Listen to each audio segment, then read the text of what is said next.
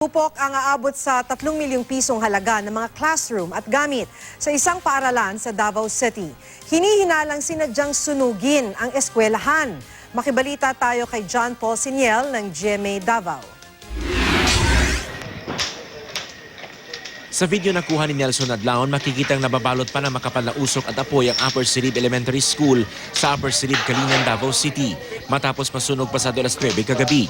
Totally damaged ang 2 classroom ng kinder, 2 classroom at isang makeshift room ng grade 1, isang classroom ng grade 5 at ang stock room ng paaralan.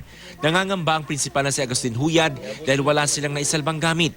Nasunog pa ang mga bagong biling silya, pati ang kanilang TV set, sound system, projector at records ng mga estudyante.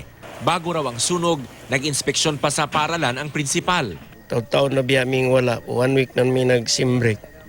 So akong gipanglili, makitaan man. Kung nabay nakalimtan nga mga nasaksak nga kuan appliances. Ba, sir? Wala may nakasaksak. Sa inisyal na investigasyon, posibleng sinadya itong sunugin dahil walang palatandaan ng problema sa kuryente. Ayon naman sa mga residente, bago nangyari ang sunog, may nakita silang kadudadudang tao na malapit sa lugar.